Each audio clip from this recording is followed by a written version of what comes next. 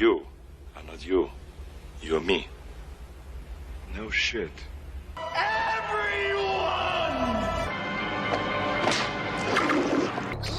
Hightailed it out of there.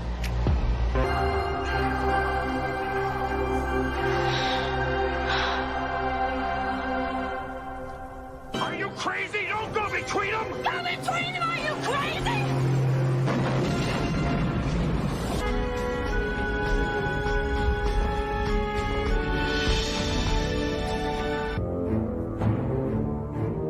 Welcome to my home.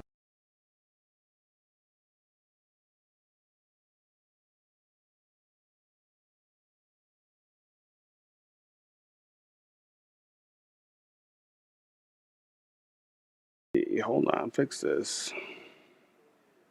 Hello, hello, hello.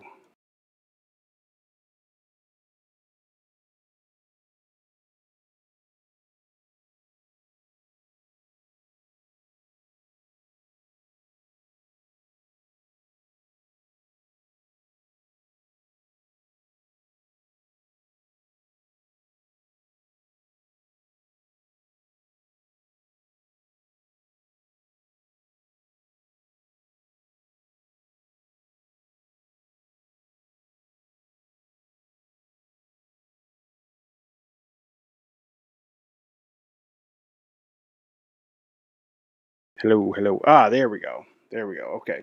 Yeah, it was messed up for a minute. So yeah, voice was there, now it's gone. Yeah, it was something I had like I said, still in my in-laws' basement, and the setup's not it's not the permanent setup. So I don't even know if like maybe I'm too loud, I'm not loud enough, like, depending on where the microphone's set up.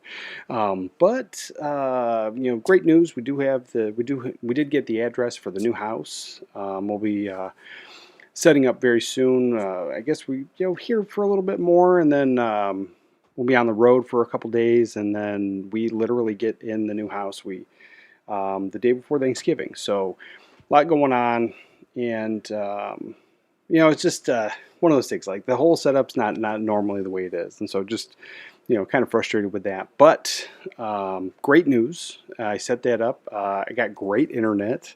I set that up yesterday, so shouldn't have any issues when we start streaming over there. I've been, the last stream seemed to do pretty okay over here at my father-in-law's house, and so but yeah, really great internet, and it's about the same price of what I was paying in Virginia. So super stoked about that. And everything's going to be set up like it should be the day we check in. So like I should be able to live stream that Saturday, no problem, and then start cranking more videos out once we get all the movies back and get everything delivered. There's that, and I did set up a P.O. box because that's something that people have been asking for quite a while now. And I said as soon as we get to Colorado, I'll set the P.O. box up, but they won't actually give me the box number. It's inactive until I get there and show my ID and get the key and all that. But I did pay for one because I thought I could forward my mail there. But it's like been a whole thing. Like there's something on the internet that said you could forward your mail, and then when you get to your destination, you just show your ID and you get your key, and then they just give you your mail if there's anything been going over there. But apparently, no, that's not how it works at all. So I had to do like a stop order on the mail, and they're holding on to it. And then it sucks because I had something sent from Australia, and they wouldn't intercept that package. If it was a domestic package, they would intercept that and take it, and it would set it aside, and then it would get delivered to the new address because I did the change of address. But because that was an international package, it's sitting on my porch in Virginia, and I don't know what to do about that. And then, but then I just got wind of that Nightmare on Elm Street set that was pre-ordered way back in July, finally shipped, and luckily I was able to do the stop order on it, and I guess they're going to intercept that. Supposedly it'll be delivered on Wednesday, but according to everything I read, they'll stop it, they'll hold it, and then it'll be delivered like that Monday, like after we get moved in. So hoping as soon as we get to Colorado, I'll have the Nightmare on Elm Street set. And glad I guess I'm getting one. I just, man, the whole, I mean, I get there's a whole logistics issue with things, and things are different now, but the whole idea of pre-ordering is so you don't miss out and you get it on time. It's like, it's one of those things. One of those things. But good morning. Good morning, everybody. What do we have here this morning? Good morning. Howdy, Sith the Brick. Morning, brother. Let's see. And good morning, Video Pro. Good morning, brother. And Blue Corner. Perfect. Yes. Yes. So, great morning. I got lots of plans for the move in Colorado and things. Like I said, things are going to be a little different because we were supposed to get, a much larger house. And even though technically the square footage is bigger than the house that we were living in, the setup is weird. And so it's very open concept and the rooms are odd and there's like not a lot of storage. And so like, I'm not really sure how to handle the whole entire movie collection because in the past, all the boutique stuff and all the more expensive stuff was always on display in the movie room. And then I had all my studio releases and my 4Ks. I had that downstairs in a movie closet, and I did just finally upload the room tour from back then, so I do have both, but it was difficult for me to be in the closet turning around with the camera, and so that's just like a quick overview, and I did a voiceover for that, but I'm not sure how I'm going to handle this, where everything's going to go, and so it seems like everything has to go into the movie room, and it might even change what my plans were for that, and so I wanted to do a nice studio and have some things on display, but I also have some beautiful artwork and things that, it might not be beautiful to everybody, but I have some like amazing original paintings, and they're prints of the paintings of like Frankenstein and Dracula, and there was only like ever 100 in the world, and so I have those, I have them framed up, and they're huge, they're humongous, they're like, I think almost 3 feet by almost 4 feet, and beautiful Gothic frames, the whole thing, and I had them professionally done. And I've had those in my stairway, like going upstairs in the hallway up there. That's where I've had them because that was like the only spot that was good for it. And so, yeah, it's one of those things that I'm just like, what do I do? What do I do with this stuff? And I was hoping to get it in the movie room and then have it on display. And I don't know. I don't know what I'm going to do now. And so, yeah, obviously I can't make any decisions until I get there, but it does seem like I don't want to purge a lot more stuff. I definitely purged some stuff, and a lot of it was doubles and things I knew I wasn't going to watch again and that type of stuff. But the whole point of having the movie room is to have a library and have access to, movies anytime. And it's been really enjoyable to have a large collection, knowing that I can't watch every single thing in 1 year. But it is one of those things that as I go through, it's I don't want to purge anything else, but I want to try to fit everything in. But it looks like all of my plans for having the artwork on display and all that stuff, it may have to, be elsewhere in the house like it always has been. But we got that. And James Oscar, good morning 80s and good morning Chad. Well, good morning, brother. Good morning. Yeah, again, still no coffee. It's one of those things. I'm like, but I do have a Dr. Pepper here. I'm not a big soda guy, but I don't mind Dr. Pepper. I'd rather drink iced tea. Kind of an Arnold Palmer guy, like the half and half lemonade iced tea. I like that. That's the challenge of every move. Take time, let stuff sit, and it'll figure it out. Yeah, and that is the thing. Like, so I'm not super stressed about it, but having the old setup the way it was frustrating in a way, but it was an advantage. There was an advantage of having the closet downstairs was big enough that I could put a lot of those movies in. And those were the movies that were standard studio releases and 4Ks and all the TV shows. And then I moved all the TV shows to the Plex server. So they didn't really matter, but if you have them and you have backups, you're still supposed to keep them.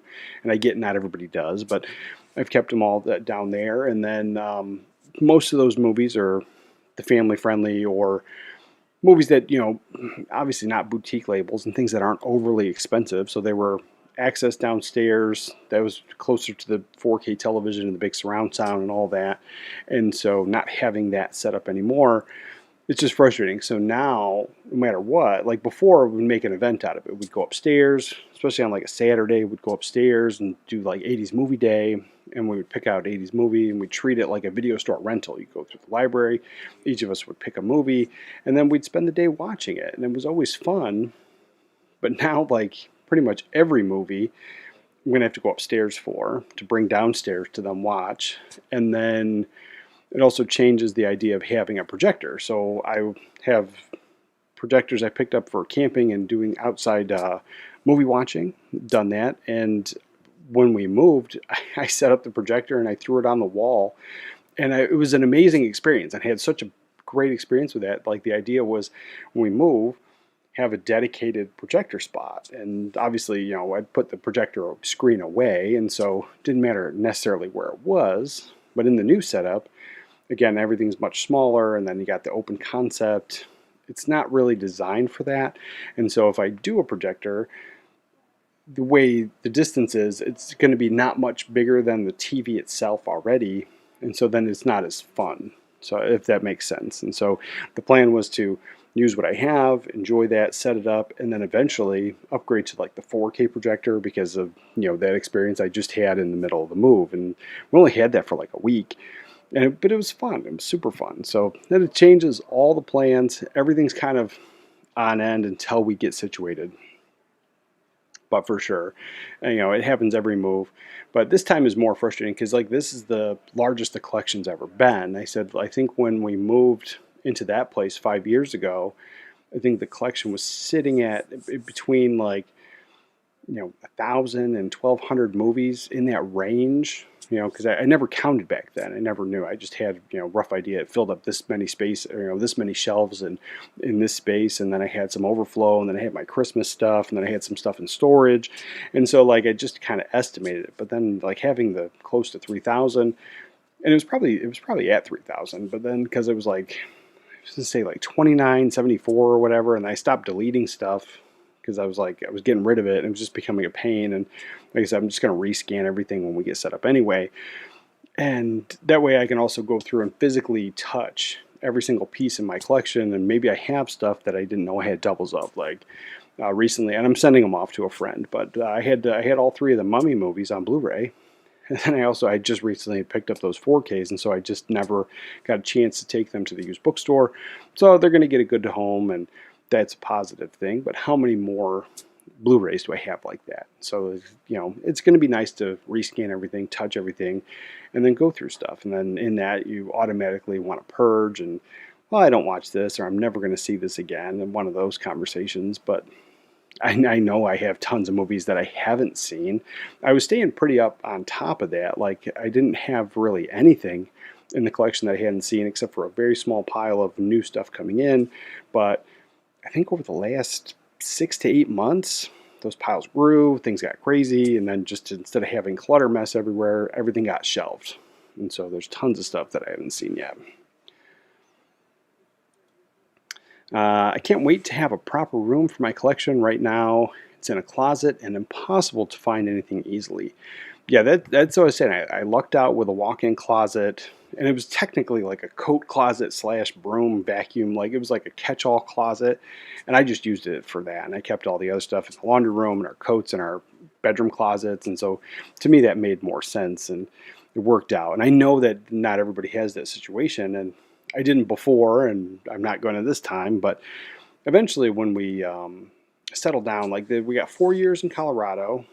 And then once my wife retires, like the plan is to move and settle to our permanent place. And the dream is to go to Maine, but I think we're going to end up here in Ohio because that's always on the conversation. But also I just found out that when we move, if we go past Ohio, we got to pay for the storage or the move. We got to pay for the rest of the move out of pocket, which is fine. But if it's something that's, you know, crazily expensive, might as well just look for land and property here and put that extra money into the house and everything else. And so, not a big deal, but generally that's the plan. And when we do, like with all the places I've lived and trying to have the collection, like I know what I want and how I want. I want a big enough area, like almost like it is like a video rental store, but I want that adjacent to wherever we're going to be watching the movies and stuff. And so if it is a projector room or a dedicated home theater room,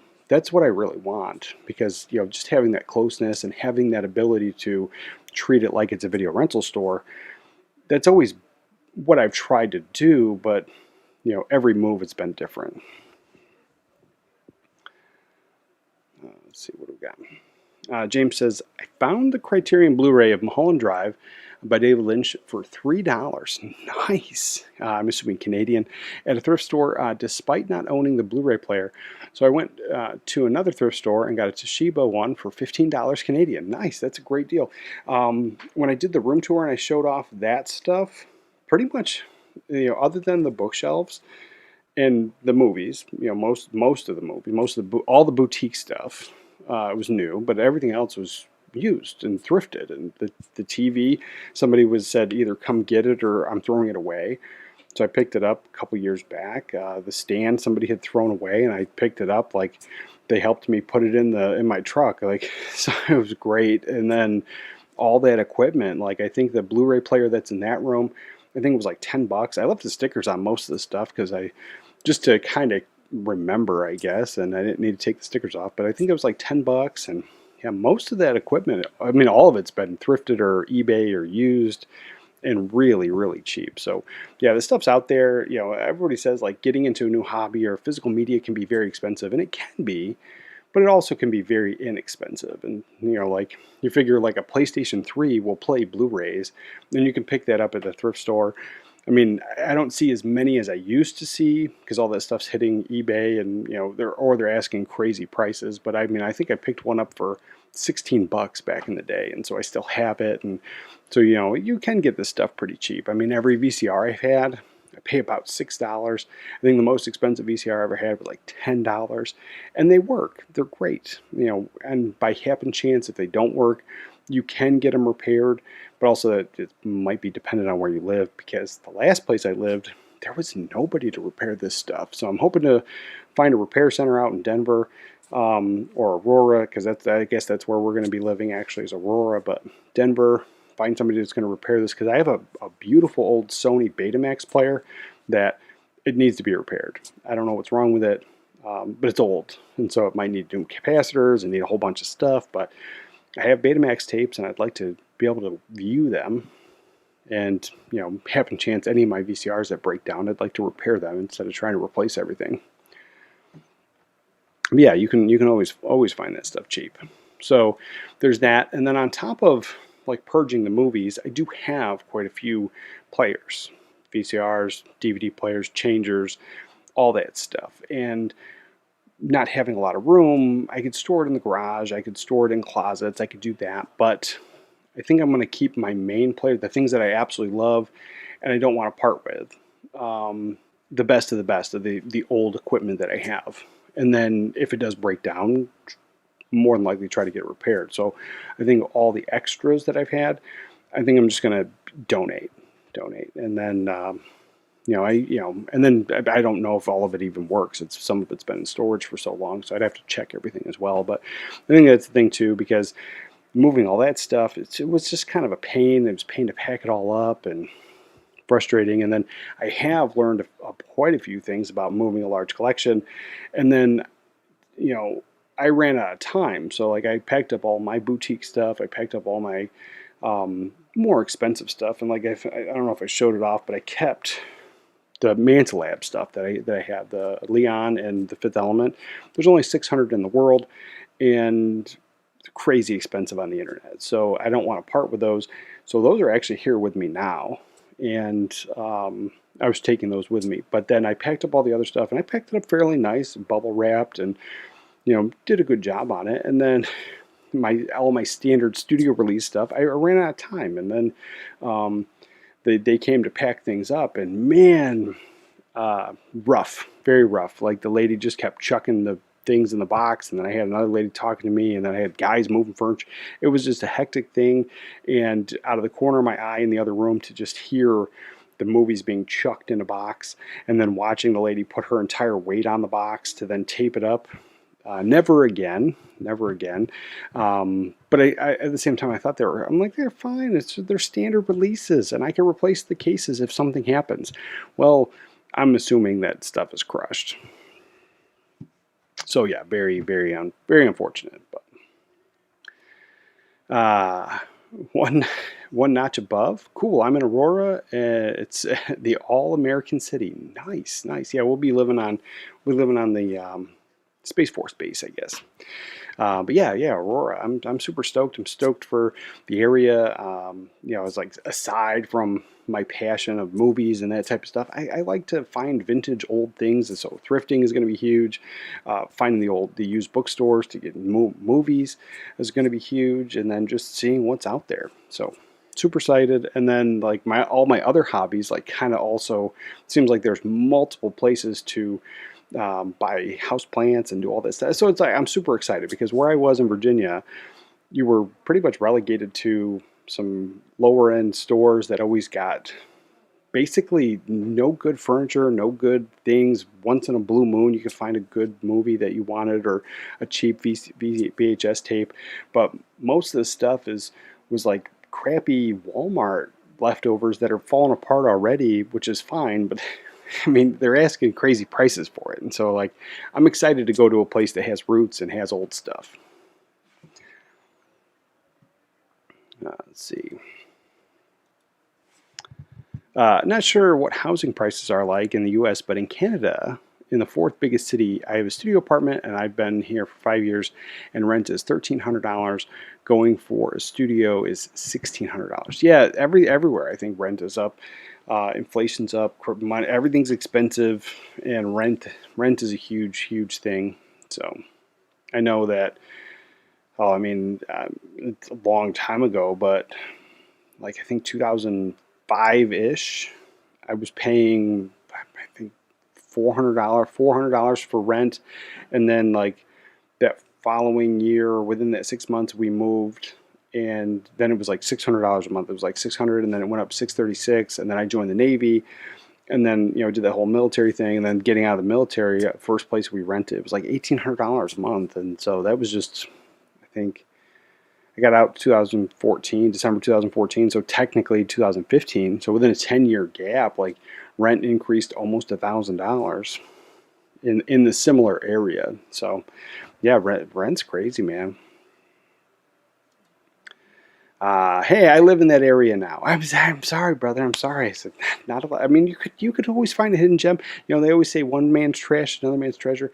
What I think is not a gem, you might love. You might love. But I mean, I'm just done with it. I had over a decade living there, and time for a change. Time for a change, for sure. I think although my most favorite place living so far has been Rhode Island.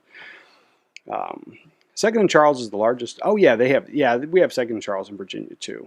Yeah, so Brick. Second and Charles, it's a really good used bookstore. I don't know if like it's good for selling your stuff to them, if you're going to get good value for your dollar kind of thing, but they great selection of movies, vinyl, books. Like it's huge, and so we did have one in Virginia. Second Charles is the largest used movie store in Colorado, followed by Entertain Mart. Well, I'm looking forward to that. Looking forward to that for sure. And good morning. Late, but I made it. Good morning, brother. Good morning. And yeah, he's got the coffee mug. I still don't have my coffee mug, so I got a Dr. Pepper over here. And I might drink some hot tea later, but that's pretty much the gist of my life. But yeah, coffee. I do miss Saturday coffee. Good morning, brother. Good morning, John Doe Juggalo. And good morning from the UK. Good morning, brother. Yeah, so yeah, those are pretty much, I guess, the highlights of the plan and what's going to happen. And like I said, I had a plan. I have a plan for the room, and I don't want to spoil everything, but I did want to make it, so it wasn't just wall to wall shelves of just movies. And I wanted to break it up. And like I said, I did want to bring a lot more of my art into that and have it, visible and stuff, and also have the movie shelves. But it doesn't seem like I'm going to be able to do that. It seems like I'm going to have to figure out everything in that room. But I am going to have them put the 36-inch TV upstairs. So in the last room, I had a 27-inch Sony tube TV. I also have the 36, and that was downstairs in my kitchen for all that time. And so this time around, I want to get that 36 up there. So if I can, and then maybe get like a, crazy funky yellow sofa, because that's my thing. I like yellow. But and then maybe try to get the room around there. There is a closet, like a pretty decent, not really a walk-in, but it's a good amount of space and it takes up a good portion of the wall. So then maybe I can get, some shelves in there, and I might have to build something. And because if you do something on 2x4s, it'll hold everything and then also take up less space, and you should be able to get it in there. I don't know what the plan is. Like I said, is not really nerve-wracking, but it's just all the plans I had, I think, are flipped on the end. Let's see. Could you do art on the ceiling? Well, I'm not an artist, so like the painting it, not really there for me. But I mean, I guess I could, but I'm into frame. Everything gets framed, and so there's no way, like, unless I can figure out how to frame something on the ceiling, or maybe like I've seen those disc plates where they do like the magnet, and the magnet attaches to the wall, and then the plate like gets stuck to the magnet. If I did something like that on the ceiling, maybe, but like I have some like beautifully framed like vintage stuff, and then I have vintage like original movie posters that I would love to get framed as well and get that stuff on the wall eventually. It's just one of those things. And then this new place, the open concept, doesn't give you a lot of wall space, and then most of the wall space that we have is either got big heavy furniture dedicated for or windows. So yeah, I don't know. I don't know what I'm going to do, but I mean, I wouldn't be opposed in the movie room. I wouldn't be opposed to putting stuff on the ceiling like that. It's just how to attach a framed image, on the ceiling. I don't know. Yeah, and painting. Like, in the past, I've always had these like, cream standard walls that pretty much every place has had, the same color carpet and all that stuff. So the idea is to paint. The idea is to liven it up. But again, I'm not sure what's going to happen. But yeah, I mean, the art on the ceiling is it's an idea, definitely an idea, something to think about, But while I got you all here, things I'm excited for. So there's, just this morning I was watching Frankenstein, and the new one with Guillermo del Toro did. Absolutely fantastic. I didn't finish it. I haven't got to finish it because, I was, again, at the in-laws family, everybody's doing stuff. It didn't work out. But from what I saw, and I saw most of it, I think there was like maybe 20 minutes left. I enjoyed it. I've enjoyed this movie so far, and I get it. I am a Del Toro fanboy, but I love the movie. I think it's great. And I'm kind of, it went to theaters. It's on Netflix now, but there's no talks of it coming to physical media. And it's one of those things that I would be, not hard pressed to find a bootleg, because I love that movie so far. And I could see myself watching it over and over and over again, but I don't have Netflix. Oh, but when I did get the internet, they gave me 2 years of Peacock for free. So we're going to have the Peacock streaming thing, and supposedly possible. I mean, I don't see myself adding more streaming services like Netflix or all that stuff with more stable internet, but Peacock's an option that I didn't have before. But yeah, so it's just one of those things. Like, is Netflix going to give us Frankenstein? I don't know. I love the movie, poster art on it. I think that's fantastic. Like I said, I've seen most of the film. I'm loving it. And then that Luc Besson Dracula film, I thought it might be a foreign one. It's not. I watched a little bit of it, or trailer or something. I watched something on it, like a little clip of it, and they were speaking English, so, and it didn't seem to be dubbed. So I'm super excited. That is getting a release. That is something I need to grab. There's no artwork on it yet. It's just a plain black, and it says Dracula, and the pre-orders are up, so you can pre-order that. And it's very inexpensive. I think, like, with the movie on Blu-ray, because there's no 4K. I think it's just Blu-ray, and shipping. I think it was like total all in, and then shipping from the UK, because it's a UK release.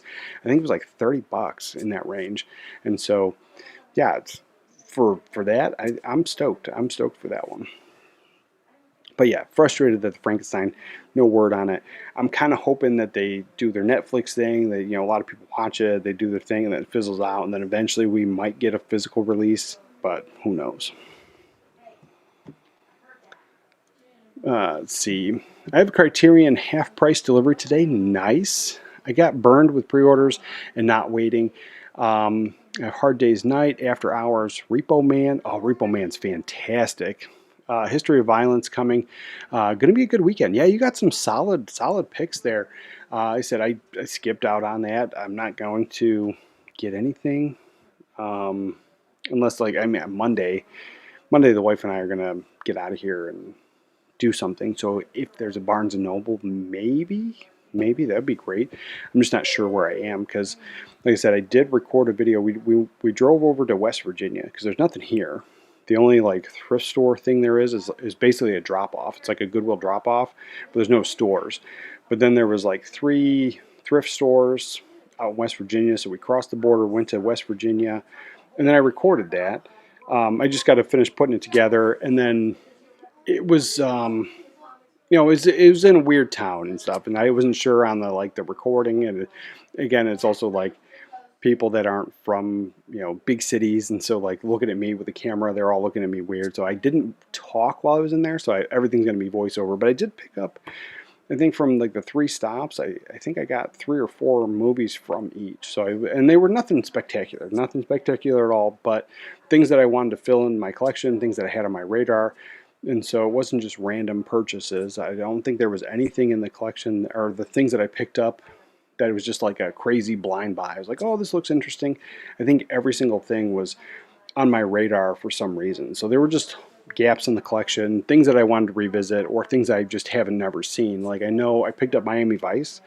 I don't think it's a great movie. I don't think it gets great reviews, but it came out around the time that I was either just joining the military or I was in the Navy at that time, and I just missed it. I knew of it. I knew it existed, but I've never really seen it, and so I did pick that up, and some other things. But I'll talk about all that, and then maybe Monday, maybe see if the wife wants to go out. Maybe we'll hit up the Barnes and Noble and see what they got. They announced Guillermo del Toro's Frankenstein will get a 2026 4K release. Oh, that is great news. That is great news because I'm telling you, I'm loving the film, and I was kind of hoping that that's what they were going to do. But the stuff that I was looking for after I was watching the movie this morning, and I was like, is this getting released? I wasn't finding anything on it, so I am stoked about that. And somebody might have told me, like when we talked about this before, somebody already might have told me too, but in my head it was there.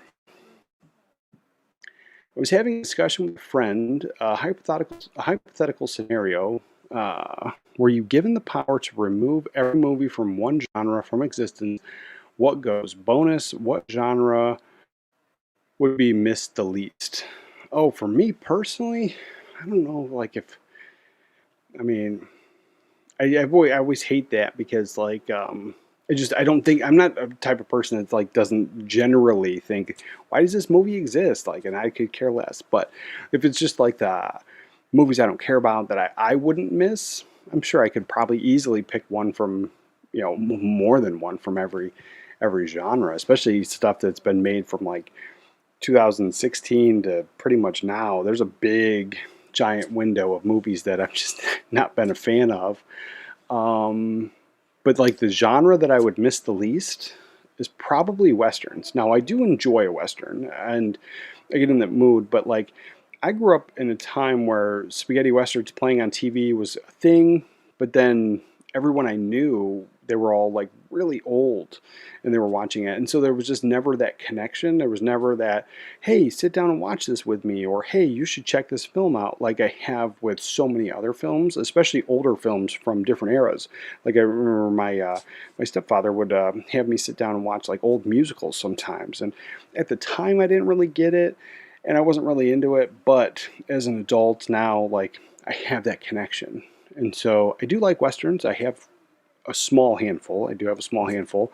And I always joke that Back to the Future 3 is my favorite Western of all time because I do love that movie and it works. But yeah, I would probably say for me, it would be Westerns, but I don't want anything to ever go. Like that's the other thing. Like I think they should exist. I think everything should exist.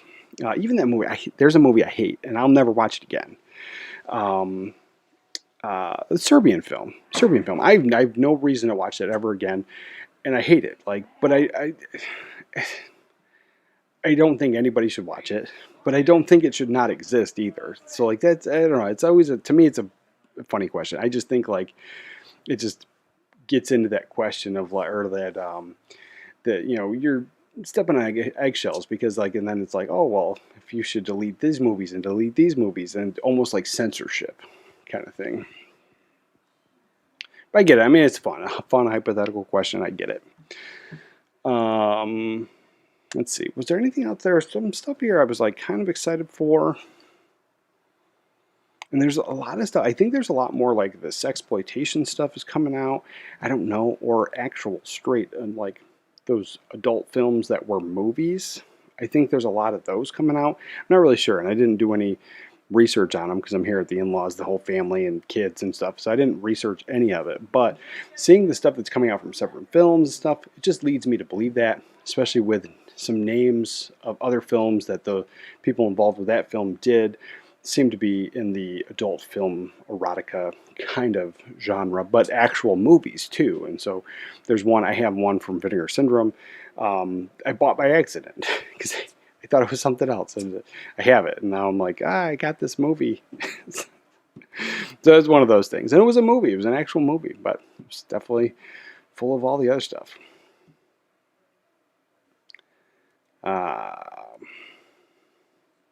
Giallo would be missed, at least by me. There you go. I could switch. I could definitely switch it to Giallo. I have some not actual Giallo films, but I have some stuff that clearly was influenced by Giallo that I like. But as like the whole genre, yeah, definitely. I can't get into all of it. And the one that I feel is heavily influenced by Giallo. It's an American film, and it's Alice, Sweet Alice. And I feel that it's, either a throwback or a nod to or influenced by Giallo, just the way the film is done. But then the cover's yellow. Because the movie poster, there's a lot of yellow there, and so those old Giallo movies and stuff like this, somebody was saying like the books, like they made the Giallo books, and they were all yellow, and so I think that's the thing. But I mean, I could be wrong on that tidbit of information, but there was something about Giallo and the yellow connection that I do recall. I ordered this adult movie by accident. Yes, I did. Yes, I watched it. I've only watched it the one time, but it still sits on the shelf because I really am like, what do I do with this movie? It's in my Vinegar Syndrome collection, though. Yeah, I did. Let's see. We got that, and then let's see. Talked about all this stuff. So this one here, I don't think it's one of those films, but I mean it might be. Kino Lorber's putting this one out. So it's Ilsa Tigress. Let me share the screen. All right. So Ilsa Tigress of Siberia. It's from 1977. It's coming out by Kino Lorber. And I don't know. It seems like maybe it's an exploitation film, but I don't know if it's one of those like erotic sexploitation ones coming out of Kino. But it is the Kino cult line, so maybe. And there was those other Ilsa movies that people recommended a couple weeks ago that I want to check out. So I'm assuming this is kind of the same vein. So I'll be checking those things out. And then what do we got? This one here. This is one of those, I think it's like again, one of those like erotic sex films, but it might not be. This was from 1987, Student Confidential.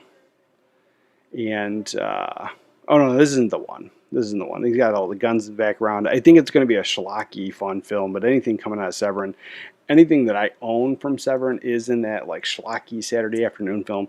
So I might be into that one. I might check it out. Not 100% sure. Ah, yes. Ilsa is sexploitation with lots of nudity. Yeah, see, I kind of figured. Like I said, I didn't do any research on any of these because, I'm at the in-laws, but I kind of assumed for sure. And then this one. So I love the movie poster on it. The artwork on here is absolutely fantastic.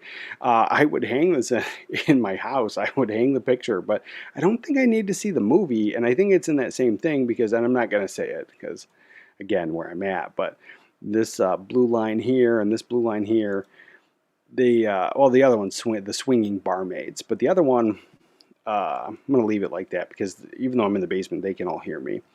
But yeah, it's definitely in that sexploitation, maybe adult erotic film, but it's an actual movie too. So I don't need it. I know I don't need it, but I think the artwork is fantastic. I love the old painted stuff, and they don't do any of that anymore. So I can appreciate it here. But I don't think I need this movie at all. But a lot more of this stuff seems to be coming out, and I'm not exactly sure why. But I am glad stuff is getting preserved. Like I always say, a movie might not be for you, or movies aren't made for everybody, but there's a movie for you. That I say something along those lines. But yeah, it's one of those things. Somebody needs it. I just don't think I need it. But again, I might track down the original movie poster if that's what it is and hang that up in my house. Um, let's see, what else was there? There was this one. So this one is coming out, and this conversation comes up all the time. Now, this is the first time that I can say that both the companies are here in America. And so, like, when a company puts out a movie or they do a restoration on a movie and then they only put out X amount of copies and then it sells out, or maybe they haven't sold out yet, but they only have X amount of copies, a limited run.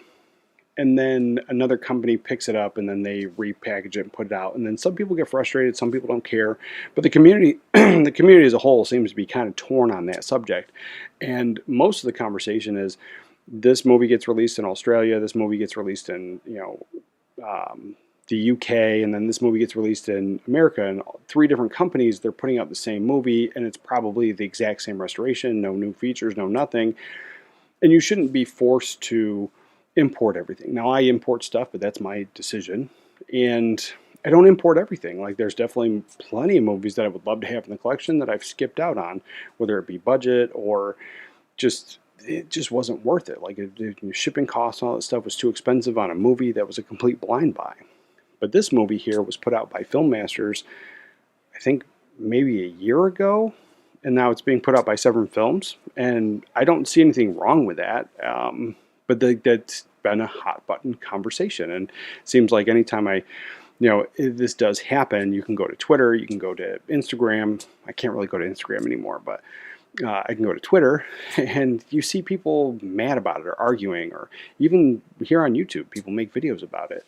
And I don't know. I think at some point, yes, I always want something new, and I want more movies, but if this completely sold out from Film Masters, now I have that version of it. So obviously I don't need this version. I don't need to double dip.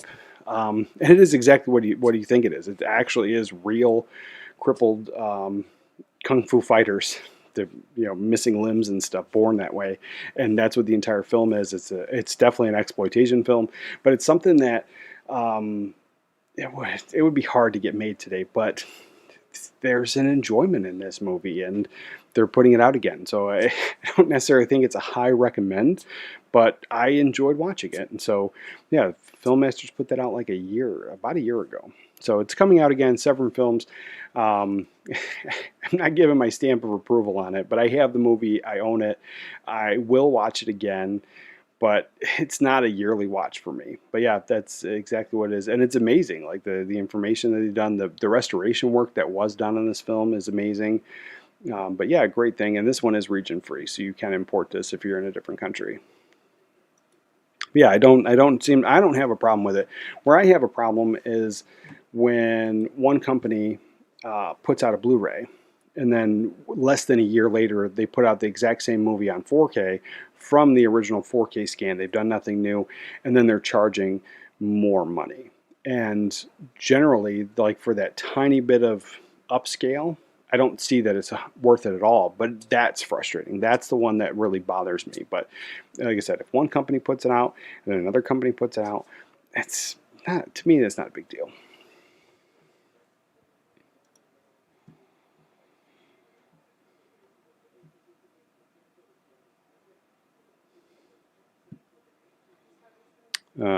Let's see, and I think that was pretty much it. Now this one here, I remember it when it came out. I've never seen this. Oh, I hit the microphone, so sorry if I smashed it into your ears right now.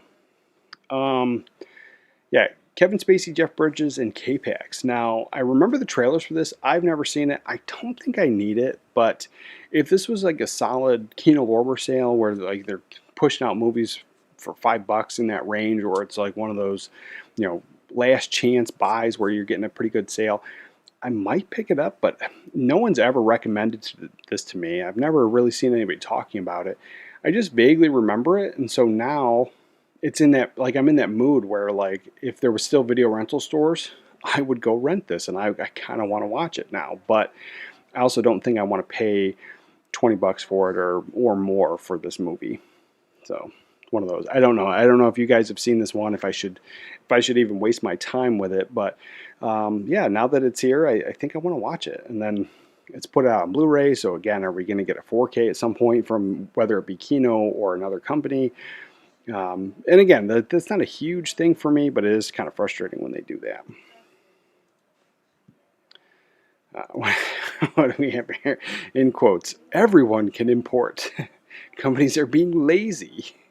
It's usually pushback on that is what it is. More options are better, in my opinion. Yeah, I do think more options are better, and like it is one of those things. I don't necessarily think it's like lazy or anything like that, but it definitely is something that if you bought it and you paid the import fees and you got it, then enjoy what you have. Like I have plenty of imprint films that have been put out on 4K or even just a regular release here in America, and so I've imported it from Australia, and I get that movie, and I've enjoyed it. So I've never bothered to upgrade, like Stir of Echoes, and then I think it was more than a year from when it was put out, but they did put out a bigger, chunky box set of Stir of Echoes on 4K, and with extra features and more stuff. So there's more of an incentive to get that version, but I'm fine with my Blu-ray. I don't need all the extra big stuff. It would have been nice if that was the initial release, but I wasn't even mad about that. But I could see where if you spend all that extra money to import something from another country, and then all of a sudden, it's available for you domestically at a much cheaper rate. I can see where that could be frustrating, but at the same time, nobody is twisting your arm making you import stuff. Let's see. I saw K-Pax and immediately forgot it. I can't even remember if I liked it or not. Yeah, see, that's the thing. I think it's one of those movies where it's just like, I don't know. I think I want to rent it. I don't think I need to own it. After we have this conversation, I'm probably going to forget. And then like worrying about moving to Colorado and actually getting to Colorado. By the time we get there and I get everything unpacked, I'm probably going to completely forget about this movie for sure until it gets brought up again. Or somebody releases the 4K. Not that. K-Pax is forgettable. It was an interesting story, but I didn't really leave any memories to want to watch it again. It's an easy pass. Yeah, that's the thing. I think I want to see it because it's in front of me. It's one of those things for sure. But with that, there was a movie that I did see today, and it was... what was it? I saw it like this week. It was the what was the movie? It was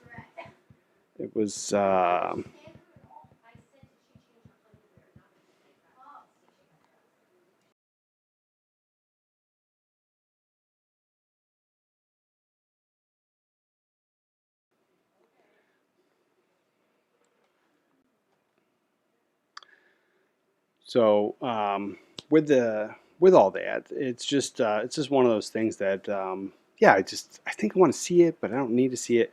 And then there was this movie. It was I think, let's see, what was that movie? Oh, Roofman. I thought it was fun. I thought it was a fun movie, a great pickup if you can get it cheap. But it's one of those, another one. It's like it was a fun comedy. It's based on a true story, but it's kind of forgettable at the same time. So it's like it could be a one and done. But if I found it for a few dollars, I'd probably add it to the collection for sure. But I just saw that one. I enjoyed it. It's a newer movie that I enjoyed. There aren't too many of those. So yeah, I watched that. I do want to watch the Dracula. I did see part of it. And then this Frankenstein, I got to finish that. But yeah, those are the ones I've been watching recently. But that Roofman, it is kind of forgettable.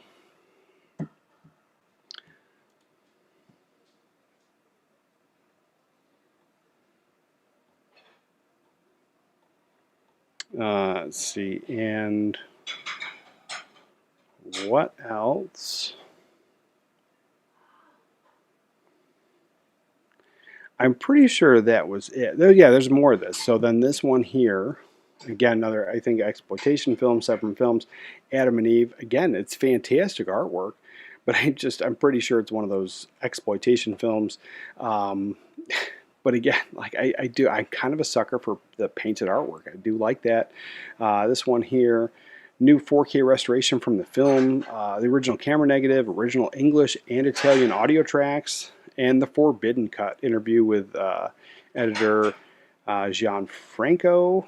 And I don't know how to say his name. I'm not gonna do that. You get the trailer, and it's region A locked. So if you don't have a region free player and you're in a different country, kind of importing is out on that. But it looks like it's a foreign film. Beautiful artwork for sure. I think it's one of those films.